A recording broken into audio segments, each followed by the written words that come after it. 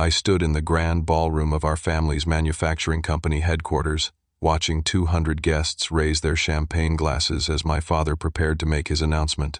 12 years I had given to this place. 12 years, starting from the factory floor, learning every bolt and wire, working my way to vice president of operations. My younger brother Justin had been back from his failed California tech venture for only 8 months, sitting in some middle management marketing role. I smiled at my wife Shannon across the room, knowing this moment would change everything. My father cleared his throat into the microphone. The words that came next shattered my world. Justin was the new CEO, effective immediately. I was being moved to Justin's old position. The room erupted in applause as Justin embraced our father, his eyes finding mine with a smirk that told me everything I needed to know. This had been planned all along. I walked out of that ballroom without saying a word to anyone. The elevator ride to my office felt like descending into a tomb. I sat in the darkness behind my desk, surrounded by awards and photographs documenting 12 years of dedication. Quality improvement certifications lined the walls. Employee appreciation plaques gathered dust on the credenza. I had implemented the safety protocols that reduced workplace injuries by 63%. I had restructured the supply chain to support American vendors. I had increased profit margins by 18% over 5 years through efficiency improvements that never compromised worker welfare or product quality. Around midnight, Shannon found me still sitting there in the dark. She was 8 months pregnant with our second child. Our daughter Chloe was 4 years old, probably asleep at Shannon's mother's house where we had left her for the party. "Leopold, you need to come home," Shannon said softly, turning on the desk lamp. I looked at her, really looked at her, and saw something in her expression that made my stomach turn. She was not surprised. She was not outraged on my behalf. She was nervous. "You knew," I said. Shannon sat down in the chair across from my desk, her hand resting on her swollen belly. "Your father told me 2 weeks ago. He asked me not to say anything. He thought it would be easier if you heard it publicly, surrounded by support." Support. I laughed. But there was no humor in it. "That was humiliation, Shannon.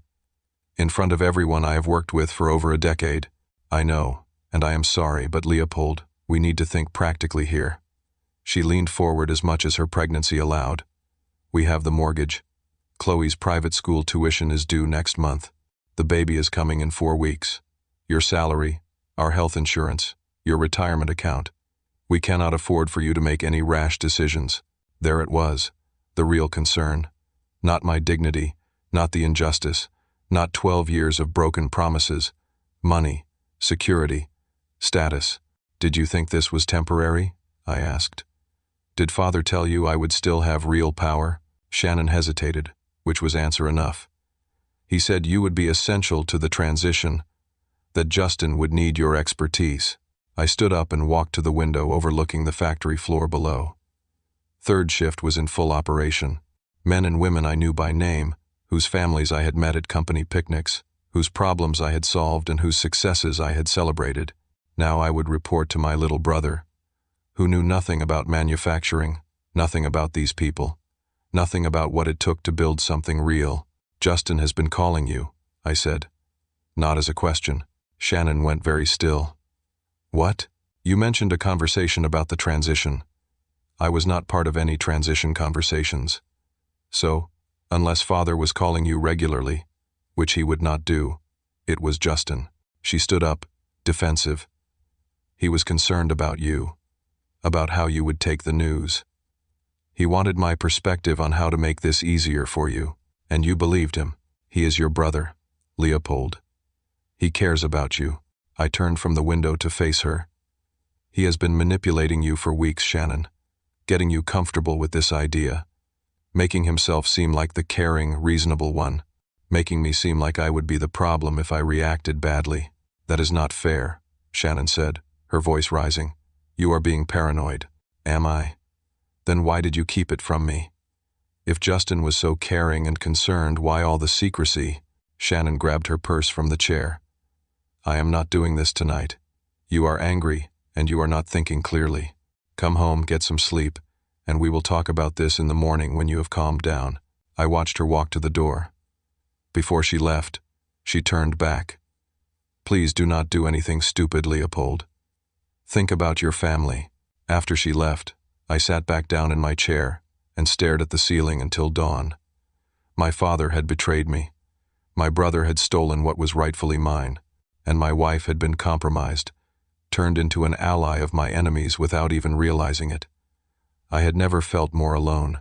By the time the sun rose over the Pittsburgh skyline, I had made my decision. But first, I needed to understand why my father had really done this. Sunday morning, I drove to my father's house in Fox Chapel. The Tudor-style mansion sat on 3 acres, purchased with profits from the company my grandfather had started in 1958. I had played in these rooms as a child, back when my mother was still alive. She died when I was 16, a brain aneurysm that took her in 3 days. My father never remarried. He poured everything into the company and into his sons, though it was always clear Justin was his favorite. I found him in his home office, reading the Sunday paper with coffee. He looked up when I entered without knocking, no surprise on his face. I wondered when you would come, he said, setting down the paper. I want the real reason, I said, remaining standing. Not the speech you gave last night about Justin bringing fresh perspective and new ideas. The truth. My father leaned back in his leather chair, studying me. You always were direct. Your mother's influence. Do not bring her into this. Sit down, Leopold. I will stand. He sighed, the sound of a man preparing to explain something to a child who would not understand. Justin needed this opportunity. You have always been self-sufficient, capable, strong. You will land on your feet wherever you go. Your brother is different. He needs structure, support, a defined role with authority. He ran his startup into the ground in 2 years, I said. He came back here with his tail between his legs. And you reward that with the CEO position of a $70 million company? He learned from his mistakes. Did he? I stepped closer to the desk. Or did he learn that failure has no consequences when father is there to catch him? My father's expression hardened. You are being emotional. This is exactly why you could not have this role. A CEO must think rationally, strategically, without letting feelings cloud judgment. The words landed like a punch. Too emotional. The same thing he used to say about my mother. She was too emotional to understand business decisions. Too emotional to see the big picture. Too emotional to be taken seriously. I am quitting, I said. My father actually laughed. No, you are not. You would never leave. You are too risk-averse, too dependent on that steady paycheck, too worried about disappointing people. You will stay. You will do your job. And in a year or two, once you have proven you can follow Justin's leadership, maybe we will talk about a promotion. Something inside me broke, not from sadness, but from clarity. My father did not respect me. He never had. Everything I had accomplished meant nothing to him because I was not Justin. Why? I asked, my voice quieter now. Tell me the real reason you gave the company to someone who nearly destroyed his own business. My father stared at me for a long moment. Then he stood and walked to the window, his back to me. Justin came back from California with problems, he said finally. Financial problems. His startup failed, but not before he borrowed money from private investors. The kind of investors who do not accept bankruptcy as an answer. How much? $400,000. I felt the floor shift beneath me. You paid it. I paid it, my father confirmed. But those investors, they wanted insurance. They wanted to make sure their money was truly repaid, with interest. They wanted Justin in a position of power at a legitimate, profitable business. They have leverage over him, evidence of securities fraud from the startup days. Nothing that would hold up in serious court, but enough to cause problems, enough to ruin him. So you gave them access to our company, I said, barely able to process what I was hearing. You gave criminals a foothold in the business grandfather built. I saved your brother, my father said, turning to face me. That is what fathers do, by sacrificing everything I built here. The safety protocols, the ethical supply chain, the employee programs. Justin will dismantle all of it to squeeze out more profit for these people. You are being dramatic. Am I? I walked to the door, then turned back. You said, I am the better man. You are right. which is why I cannot stay and watch you destroy what this company stood for, which is why I will not be part of whatever corruption you have invited in." My father's face reddened. "You walk out that door, you walk away from everything. Your career, your reputation, your family legacy. I will make sure every company in this industry knows you are unstable, unreliable, a risk. You will never work in manufacturing again. Then I will build something else," I said. I drove home to find Shannon packing a suitcase. Chloe sat on the bed, confused, clutching her stuffed rabbit. "What are you doing?" I asked. Shannon did not look at me. "I am taking Chloe to my mother's house. Until you come to your senses." "I quit," I said. "I submitted my resignation this morning via email." She stopped packing and turned to me, her face pale. "You did what?" "I cannot work there anymore, Shannon. Not under these circumstances. We have bills, Leopold. We have a baby coming in less than a month. We have a mortgage payment due in 2 weeks. What are we supposed to do?" "I will figure something out. That is not good enough." She zipped the suitcase. "My mother was right about you. You are so proud, so stubborn, that you will destroy your own family rather than swallow your ego. This is not about ego. This is about integrity." "Integrity does not pay for diapers," Shannon said. She picked up Chloe, who started crying. "When you are ready to think about someone other than yourself, call me. Until then, we will be at my mother's house." I watched them leave, heard the car pull out of the driveway. I stood in the empty house. In the nursery we had just finished painting yellow for the baby, and felt the full weight of what I had done. I had blown up my entire life in less than 24 hours. The budget motel on Route 19 smelled like cigarettes and disinfectant. $89 a week, paid in cash because I needed to preserve what was left in my checking account.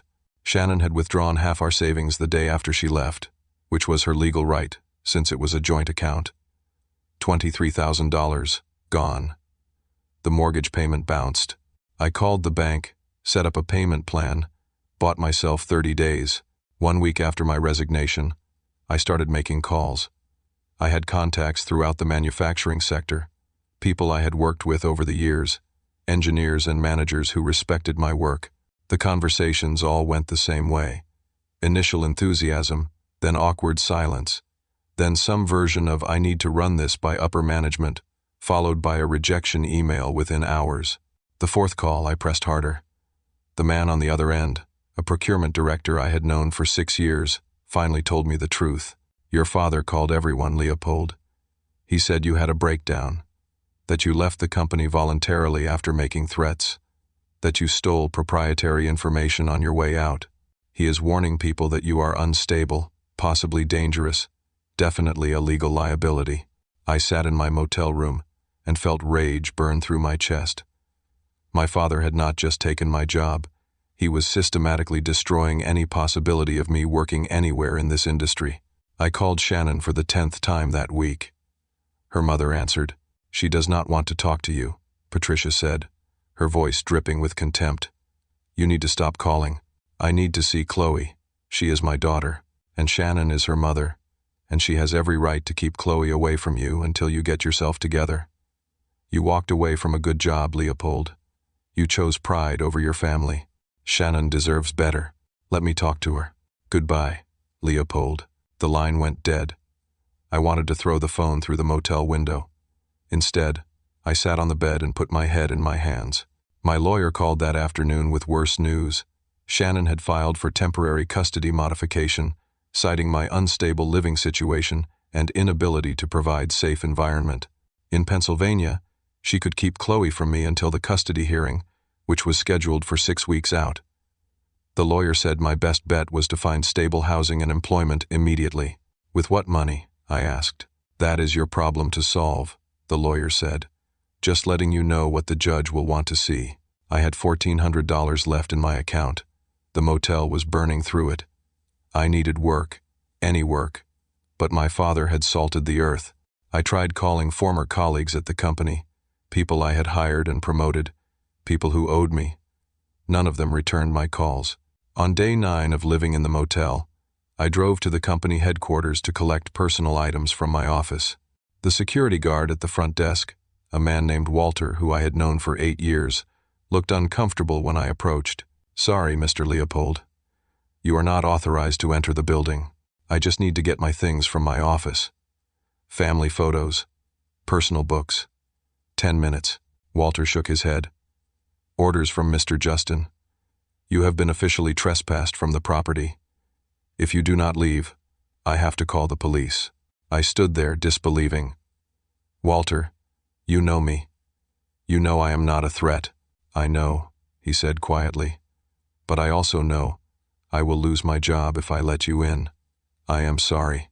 I was turning to leave when I heard Justin's voice behind me. "Leopold."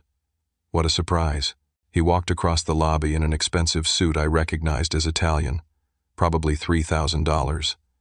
His hair was styled differently, slicked back, executive. He looked like he was playing dress-up in father's closet. "I came for my personal belongings," I said. "Already boxed up and disposed of," Justin said with a smile. "Company policy. When employees leave, we clear their offices within 24 hours. Security risk, you understand. You threw away my family photos." "Did we?" Justin shrugged. "My apologies. Maybe they got mixed up with the trash. These things happen." I took a step toward him. Walter stood up from his desk, hand moving to his radio. I stopped. Justin's smile widened. "You know what your problem is, Leopold? You never learned when you were beaten. You are like one of those old dogs that keeps biting even after it has lost all its teeth. It is sad, really. Enjoy it while it lasts," I said. "Oh, I am." Justin came closer, lowering his voice so Walter could not hear. "And just so you know, I have been spending a lot of time with Shannon. Someone needs to be there for her during this difficult period. She is so vulnerable right now, so grateful for support. Chloe calls me Uncle Justin. Sweet kid. She needs a stable male role model, do you not think?" The world went red. I lunged at him. Walter was between us in seconds, pulling me back, while Justin stood there laughing. "Get him out of here," Justin said. "And Walter, document this. My brother just assaulted me. That should help with the restraining order." Walter escorted me to my car, his grip firm but not rough.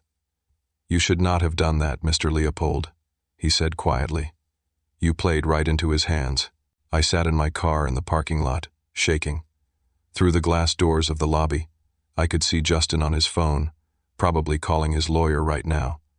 I had just made everything worse. That evening, I drove to Patricia's house. I did not call first. I knew they would not let me in if I did. I parked across the street and waited. An hour later, I saw Justin's car pull into the driveway. Through the lit windows, I could see him entering the house, Shannon's mother greeting him warmly. Then Shannon appeared, smiling, laughing at something Justin said. He was carrying grocery bags, playing the helpful brother-in-law. The stable one, the reliable one.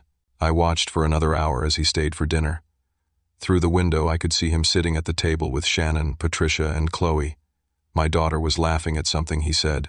My wife was relaxed in a way I had not seen her in months. My mother-in-law was treating him like a beloved son. Justin was not just taking the company. He was taking my family. I drove back to the motel and sat in the dark room until 3 in the morning. I thought about driving away, disappearing, starting over somewhere new where my father's reputation could not reach. I thought about going back to them, begging for my job back, accepting whatever humiliation Justin wanted to dish out. Then I opened my laptop. I still had one thing they could not take from me: knowledge. 12 years of industry contacts, supplier relationships, engineering insights, process improvements. My father knew the big players, the executives, the boardrooms. But I knew the people who actually made things work. The mid-level engineers at suppliers, the quality control specialists, the warehouse managers who knew which vendors delivered on time and which ones cut corners. I started making a list of names. People my father would never think to call because they were not important enough. People who might remember that I had treated them with respect when others had not. It was a long shot. It was probably impossible. But it was the only shot I had. I maxed out 3 credit cards and took a cash advance on a 4th. $43,000 total at interest rates that made my stomach turn. With that money, I rented a tiny office space in an industrial park near the airport. 800 square feet, concrete floors, flickering fluorescent lights. The landlord wanted first and last month plus security deposit, $3,600. I bought a used desk, 2 chairs, a filing cabinet, and a whiteboard from an office liquidation sale, another $800. I spent 2 weeks on the phone calling everyone on my list. Most conversations went nowhere. People were nervous, non-committal, clearly aware of my situation, but slowly, carefully, I started finding the cracks in my father's wall. A quality engineer at one of our steel suppliers named Derek Campbell. He had worked with me for 6 years on developing better grade specifications. He told me Justin had called him 3 times demanding faster delivery at lower prices, threatening to switch suppliers if Derek did not comply. "Your brother does not understand that quality takes time," Derek said. "He is turning that place into a sweatshop operation. Everyone can see it." "What if there was an alternative?" I asked. "A company that valued quality over speed, American-made parts, ethical sourcing, fair contracts with suppliers." Derek was quiet for a moment. "You are starting something, trying to." "Count me in," Derek said. "I will work with you as a supplier, and I know others who would too." The second crack came from a former colleague named Tracy Bennett. She had been in quality control at my father's company for 9 years. I had promoted her to department head 3 years ago. She called me out of the blue. "I cannot work there anymore," she said. "Justin is dismantling every safety protocol you put in place. We had an accident last week, a machine malfunction that could have been prevented with proper maintenance. A guy lost 2 fingers. Justin tried to cover it up, paid the guy under the table to not file an OSHA report. Can you document that?" I asked. "Already have," Tracy said. "I made copies before I quit this morning. If you are building something, I want in." Within 3 weeks, I had preliminary interest from 2 small manufacturing companies who needed custom solutions. One was a regional HVAC equipment manufacturer who needed specialty brackets. The other was a commercial kitchen supplier who needed stainless steel components. Neither was huge, but together they represented about $90,000 in contracts. I hired Tracy and Derek, plus another former colleague named Ron Palmer, who had been in production planning. We worked 18-hour days in that tiny office, developing proposals, sourcing materials, planning production workflows. I found a small machine shop willing to rent me floor space and equipment on a per-hour basis. The HVAC company signed first, $75,000 for a 6-month contract. I called Shannon to tell her. She actually answered this time. "I am doing it," I said. "I am building something real. I have a contract. I have employees. I have a real business plan." Shannon was quiet for a long moment. "That is good, Leopold. I am glad. Can I see Chloe?" "Please. It has been almost a month." "Let me think about it," she said. "Meet me for coffee tomorrow. Starbucks on McKnight Road, 2 o'clock. I arrived 15 minutes early, nervous, hopeful. Shannon showed up right on time, her pregnancy very obvious now. We sat at a corner table. I showed her the contract, explained the business model, talked about the potential for growth. She seemed impressed. The hard lines around her eyes softened. "I am proud of you," she said. "I did not think you could do this." "I am just getting started," I said. "But yes, it is real. It is happening." Then Justin walked in.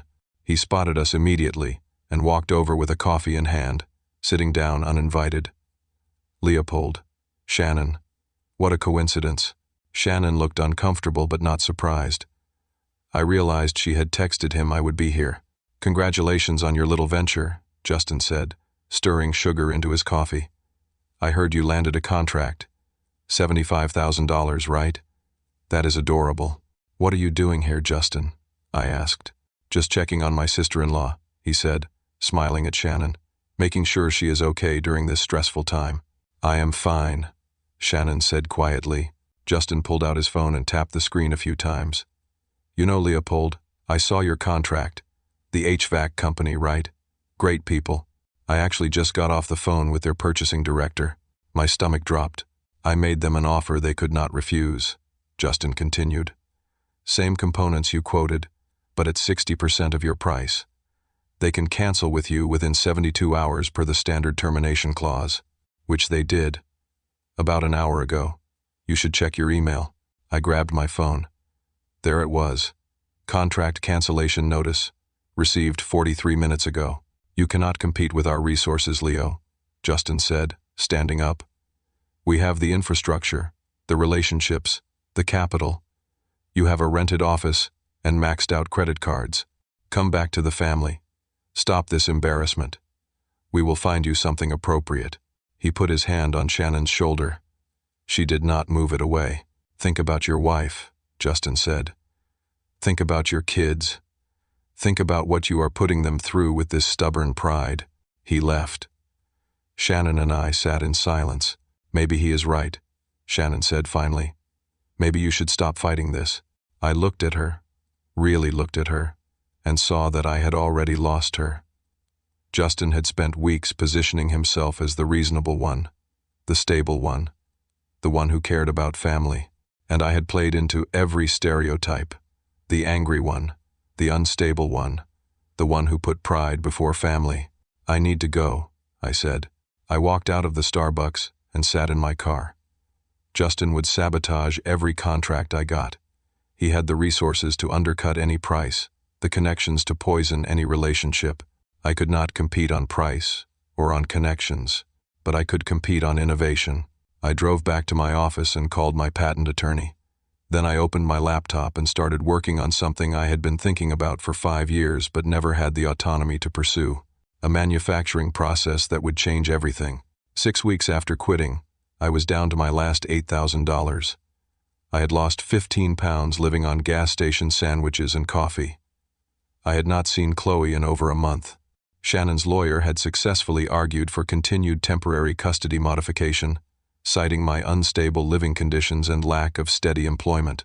The judge gave me supervised visitation, 2 hours every other Saturday at a family services center. Chloe cried the whole first visit because she did not understand why Daddy could not take her home. But I had something. A breakthrough. The manufacturing process I had been developing used recycled industrial materials in a way nobody else had figured out. By treating certain waste products from steel production with a chemical process I had adapted from semiconductor manufacturing, I could create components that were 30% cheaper than traditional methods, while actually improving quality. The waste material was essentially free. The chemical process was cheap. The result was revolutionary. I filed the patent application on a Tuesday. It cleaned out my remaining capital, but it was worth it. This was my ticket. This was how I would compete with Justin. Tracy, Ron, and Derek had stuck with me through everything, working for deferred compensation promises. They believed in what we were building. We officially incorporated as American Apex Manufacturing. I was CEO, Tracy was COO, Derek was head of supplier relations, Ron was production manager. I got a meeting with a major automotive parts distributor named Bridgewater Industrial.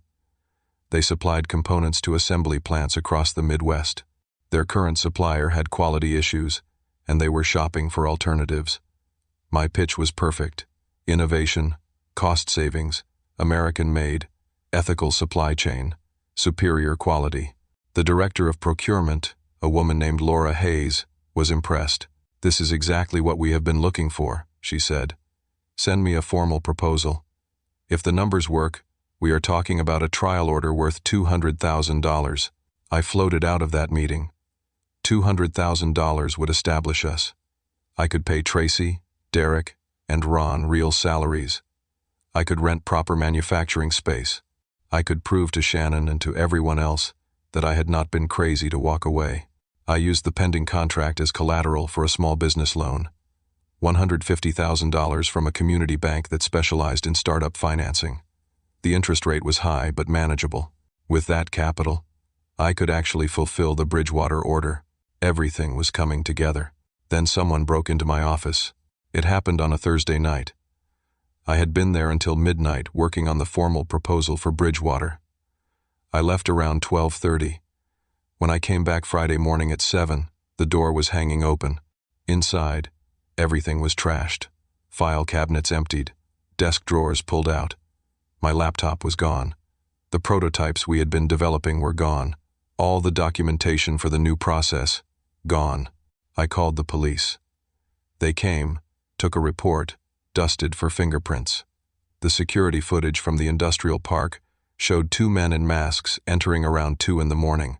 They knew exactly what they were looking for. In and out in 12 minutes. Looks professional, the cop said. You have any enemies? Yes, I said.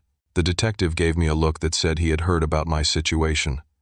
Everyone in the Pittsburgh manufacturing world knew about the Leopold family drama by now.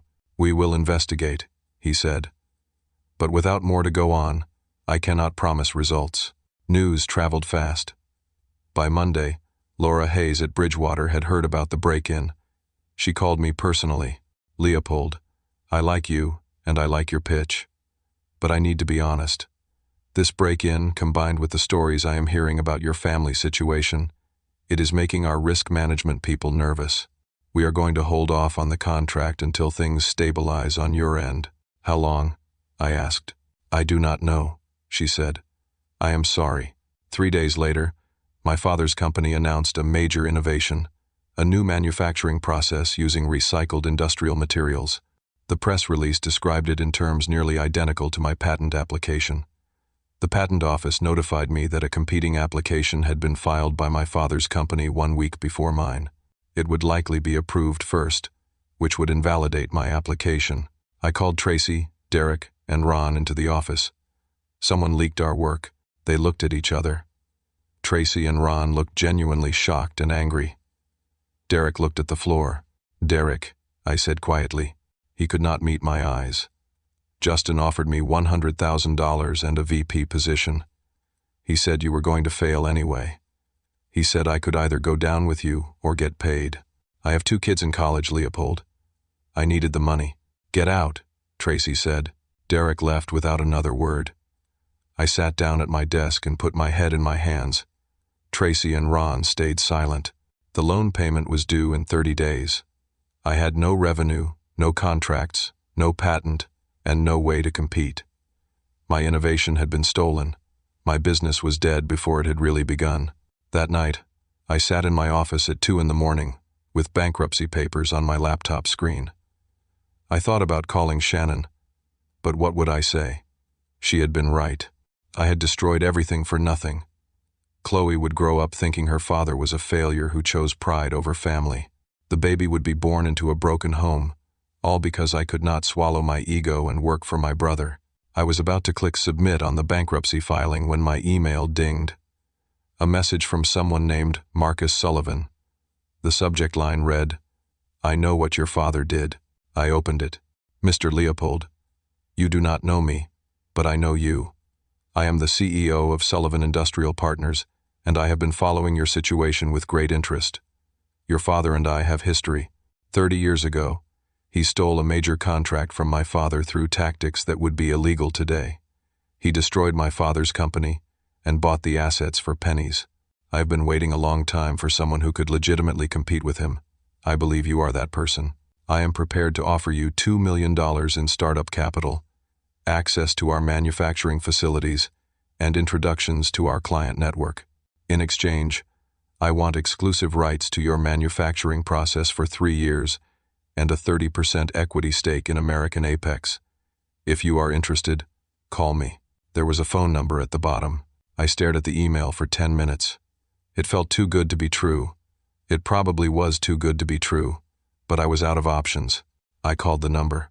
Marcus Sullivan answered on the first ring. Marcus Sullivan was 67 years old, silver-haired, and worth approximately $300 million. His company, Sullivan Industrial Partners, owned manufacturing facilities in 12 states and distributed components to some of the largest corporations in America. When we met at his office in downtown Pittsburgh, he did not waste time with small talk. Your father destroyed my family's business in 1994, Marcus said. He undercut our prices using practices that violated antitrust laws. By the time we could afford lawyers to fight it, we were bankrupt. He bought our client list and our equipment for $200,000. Equipment worth $2 million. I am sorry, I said. I did not know. Of course you did not. You were a child. Marcus leaned back in his leather chair. But you are his son, and you have his knowledge of the industry. More importantly, you have something he does not: integrity, innovation, and a very good reason to want to beat him. We spent 3 hours going over the details. Marcus would invest $2 million immediately. American Apex would move into one of his facilities, a 40,000 square foot plant in Wilkinsburg that was currently running at 50% capacity. I would have access to his equipment, his logistics network, and his relationships with major clients. In exchange, Sullivan Industrial Partners would get exclusive rights to license my recycled materials process for 3 years and a 30% equity stake in American Apex. It was more than generous. It was miraculous. "Why are you doing this?" I asked. Marcus smiled. "Because I have been waiting 30 years for a chance to hurt your father the way he hurt mine. You are my weapon, Leopold. Together, we are going to destroy his company." I should have heard the warning in those words. I should have walked away. But I was desperate and drowning, and Marcus was offering me a lifeline. I signed the papers that day. Within 2 weeks, American Apex Manufacturing was reborn. I hired 15 people, including Tracy and Ron. I brought in engineers, production workers, quality control specialists. We moved into the Wilkinsburg facility and started production immediately. Marcus introduced me to 3 major clients who were dissatisfied with their current suppliers. Within a month, we had $400,000 in signed contracts. I filed new patent applications for improved versions of my process that sidestepped the stolen patent. My lawyers were confident we could win. Marcus paid for everything, never blinking at the legal bills. I rented a decent apartment. Not luxury, but clean and safe. Shannon agreed to let me have unsupervised visits with Chloe. The baby, a boy we named Henry, was born healthy. Shannon brought him to meet me when he was 2 weeks old. She seemed cautiously optimistic about my situation. "Maybe you were right," she said, holding Henry while Chloe played with blocks on my apartment floor. "Maybe you did need to do this your way." For the first time in months, I felt like I could breathe. Then I overheard a phone conversation I was not supposed to hear. It was late on a Friday evening. Most of the facility was empty.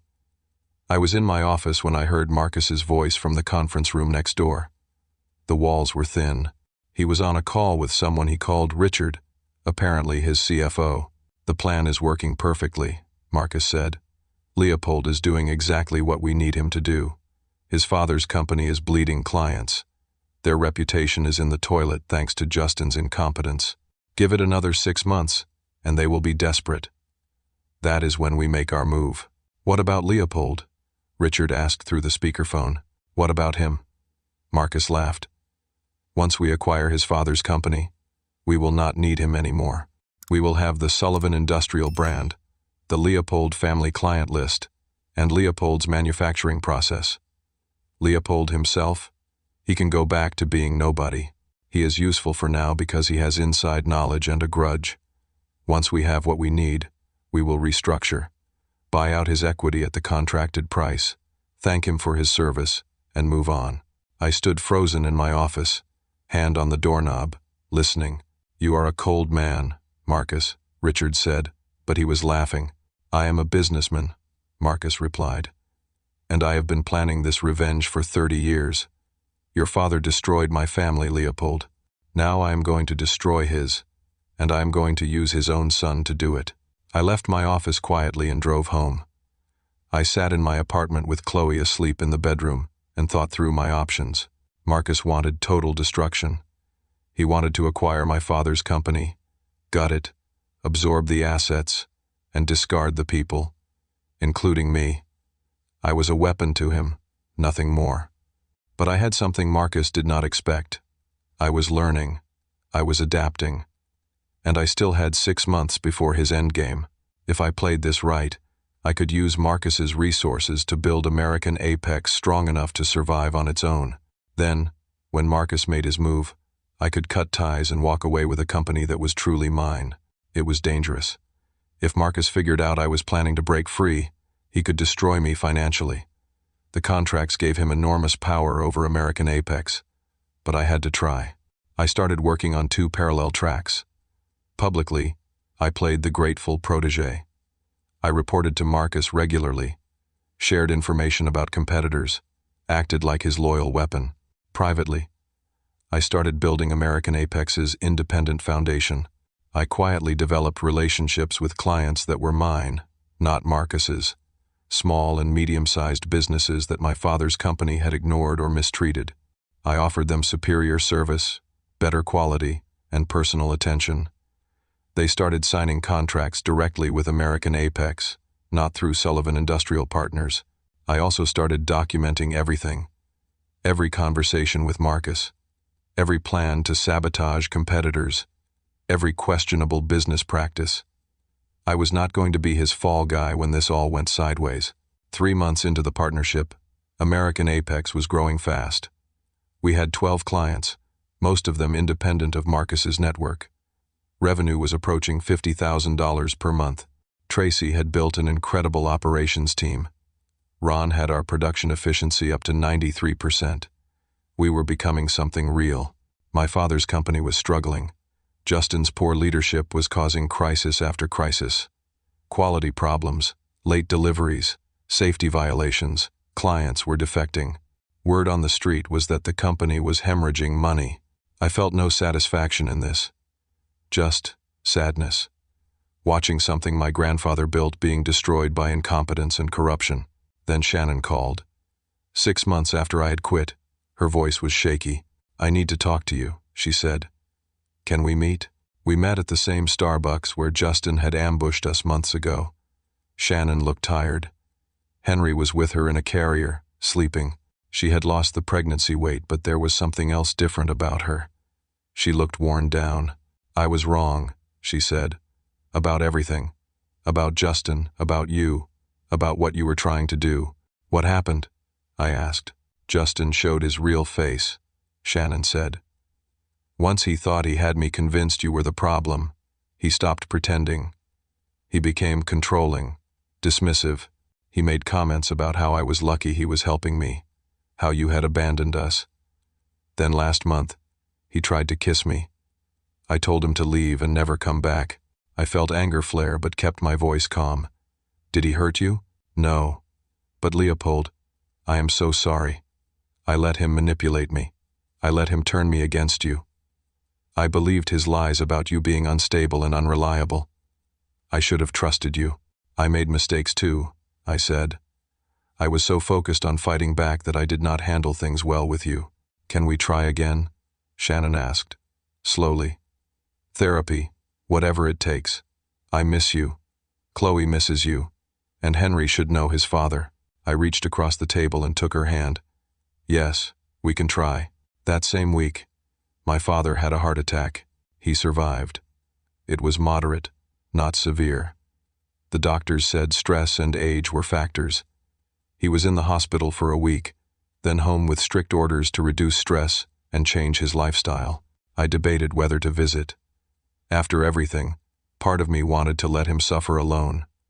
But he was still my father, and I needed closure. I found him in his Fox Chapel house, sitting in his home office where this had all started. He looked older, smaller, diminished. "Leopold," he said, "I wondered if you would come." "How are you feeling?" I asked. "Like an old fool," he said. "The doctors tell me I need to retire, reduce stress, focus on health. They do not understand that the company is my life. Justin is running it into the ground," I said. It was not a question. My father nodded slowly. "Yes, he is. The investors I told you about, they are demanding payments the company cannot make. Justin has been cutting corners, losing clients, making desperate decisions. We are 3 months from bankruptcy. You gave him everything I built, and he destroyed it in less than a year." "I know." My father looked at me. "I made a terrible mistake. I thought I was saving Justin. Instead, I destroyed everything my father built, and I lost my son in the process." "Why are you telling me this?" I asked. "Because I need you to come back," my father said. "Take over as CEO. Fix what Justin broke. Save the company." I laughed. Not from cruelty, but from the absurdity. "You have to be joking. I am serious. I will remove Justin. I will give you complete authority. Please, Leopold. I am begging you. I stood up. No, Leopold, please. You destroyed my career. You threatened me. You turned my wife against me. You humiliated me in front of everyone I had worked with for 12 years. And now, when Justin has proven to be exactly what I told you he was, you want me to come fix it? I am your father. You stopped being my father the day you chose Justin over me, I said. The company is not my problem anymore. Let it die. I walked out and did not look back. 2 weeks after I refused my father's plea, Justin showed up at American Apex. Security called me from the front desk. I told them to let him in. He walked into my office looking like he had not slept in days. The expensive suit was wrinkled. His confident swagger was gone. I need your help, he said. No, I replied. Leopold, please. The investors, they are threatening me. They want their money back, with interest. We do not have it. If I do not pay them in 30 days, they are going to hurt me, really hurt me. You should have thought about that before you got involved with criminals. Justin sat down uninvited. I know I was terrible to you. I know I do not deserve your help. But we are brothers. We are family. You cannot just let me die. I am not letting you die, I said. I am letting you face the consequences of your own choices, just like you let me face the consequences of mine when you sabotaged my contracts and stole my patents. That was business, Justin said desperately. No, that was cruelty. That was you trying to destroy me because you could not handle the fact that I was building something without Father's help. Justin stood up, and I saw the shift. The desperation turned to anger. You always thought you were better than me. The responsible one. The hard-working one. The one who did everything right. You know what? Father was right about you. You are too rigid, too self-righteous, too stuck in your precious principles to do what needs to be done. Get out, I said. I will tell everyone what you did, Justin said. I will tell them you stole proprietary information from the company, that you sabotaged equipment before you left, that you are the reason the company is failing. I will destroy your reputation. I pulled out my phone and opened a recording app. Say that again. For the record, Justin's face went pale as he realized I had been recording. You cannot use that. Pennsylvania is a one-party consent state for recordings, I said. This is completely legal, and I have a lot more than this. Documentation of the patent theft, Craig's written confession about you paying him to spy, evidence of you paying off the injured worker to avoid OSHA reports, and testimony from Shannon about you trying to manipulate her and making unwanted advances. Justin stared at me. You have been building a case against me. I have been protecting myself, I said. Now get out of my office. You cannot threaten me anymore. You have nothing I want and nothing I fear. He left without another word. That same day, Marcus Sullivan called me to his office. I knew what was coming. Leopold, it is time, Marcus said. Your father's company is on the brink. I am making an offer to acquire them. 30 cents on the dollar. They will accept because they have no choice. And then? I asked. Then we absorb the assets, consolidate operations, and streamline personnel. American Apex becomes the manufacturing arm of Sullivan Industrial Partners. You will stay on as a division president reporting to me. No, I said. Marcus looked surprised. Excuse me? I appreciate everything you have done for me, Marcus. The investment, the facility, the support. But I am not interested in being your employee or helping you destroy my father's company for revenge. You do not have a choice, Marcus said coldly. Read your contract. I own 30% of American Apex. I have veto power over major decisions. I can block you from any move I do not like. You also have a buyout clause, I said. Section 12, paragraph 4. Either party can trigger a buyout at fair market value as determined by independent assessment. Marcus's eyes narrowed. You are not serious. I am. I triggered the buyout yesterday. 3 independent assessors are already reviewing our financials. Fair market value for your 30% stake will be determined in 2 weeks. I have financing lined up from a consortium of our clients. They believe in what we are building, and they do not want to see it absorbed by Sullivan Industrial Partners. "You ungrateful little snake," Marcus said. "I gave you everything. You gave me resources in exchange for equity and licensing rights," I said. "That was a business transaction, not a favor. And I am honoring every term of our agreement. You will be paid fair value for your stake. You will keep the 3-year licensing rights we agreed to. But after that, American Apex is mine." Marcus stood up, his face red. "You have made a powerful enemy." "I have made a business decision," I said. "There is a difference." The buyout was completed 3 weeks later. Fair market value for Marcus's 30% stake was determined to be $1.2 million. My client consortium provided the capital. Marcus walked away with a profit on his investment and the licensing rights he wanted. He was not happy, but he was legally bound. My father's company filed for bankruptcy 6 weeks later. The assets were sold to various buyers. Marcus made his acquisition offer, but was outbid by a private equity firm. Some employees were absorbed by other companies. A few came to work for American Apex, people who had been loyal to quality and integrity. I did not attend the bankruptcy proceedings. I sent my father a brief email wishing him well in retirement. He did not respond. Justin moved to Arizona. I heard through the grapevine that he was working a sales job for a medical equipment company. The investors apparently cut a deal that let him walk away if he left Pennsylvania. I never heard from him again. 18 months after I quit, American Apex Manufacturing had revenue of $50 million annually. We employed 80 people across 2 facilities. We had contracts with clients in 15 states. We were profitable, growing, and building a reputation for quality and innovation. Shannon and I went to marriage counseling for 6 months. It was hard work.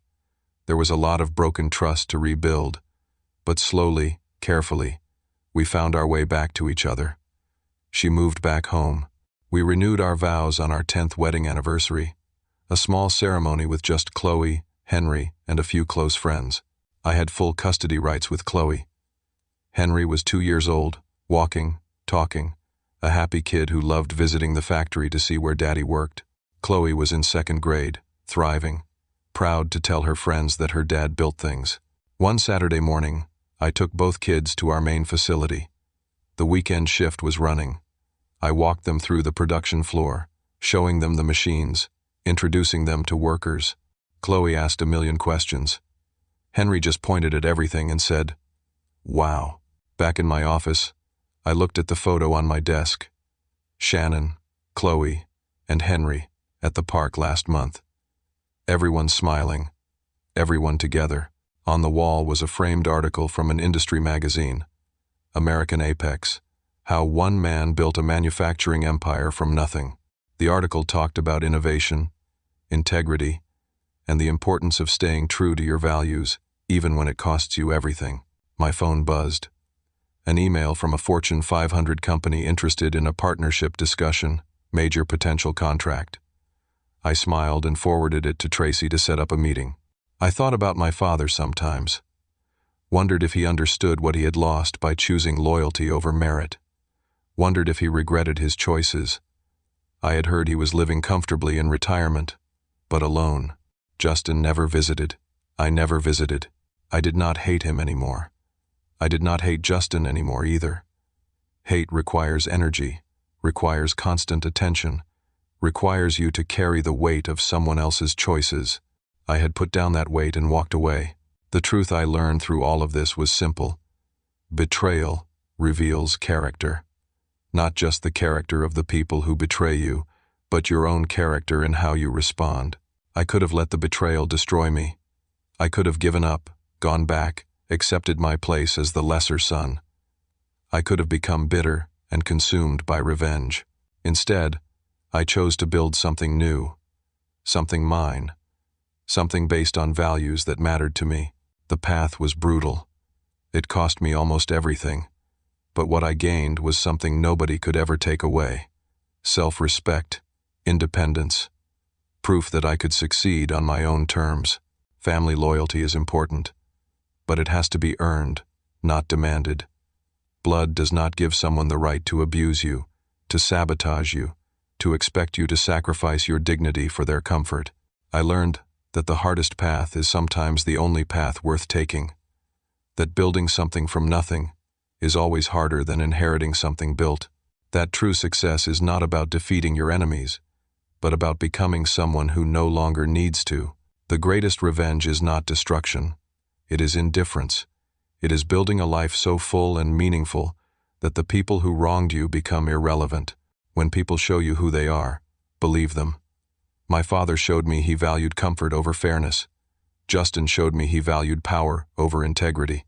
Shannon showed me, eventually, that she valued honesty over security.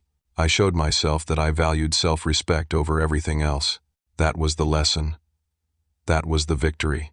I looked at my kids playing in my office, at the company I had built from nothing, at the life I had reconstructed from the ashes of betrayal. I had won. Not by crushing my enemies, but by walking away and proving I did not need them. That was the only victory that mattered. Now let me ask you something. Have you ever faced a moment where you had to choose between your dignity and your security, between doing what was right and doing what was easy? How did you handle it? I would love to hear your stories in the comments below. If this story resonated with you, if it made you think about your own choices and your own values, please hit that like button. Subscribe to the channel if you want to hear more stories about ordinary people facing extraordinary challenges. Share this with someone who might need to hear it, someone who is struggling with their own moment of betrayal or difficult choice. Thank you for listening to my story. Thank you for being part of this journey. I hope it reminds you that no matter how dark things get, no matter how impossible the path seems, you have the strength to rebuild. You have the power to choose your own way forward. Stay strong, stay true to yourself, and remember that the best revenge is a life well lived. Until next time.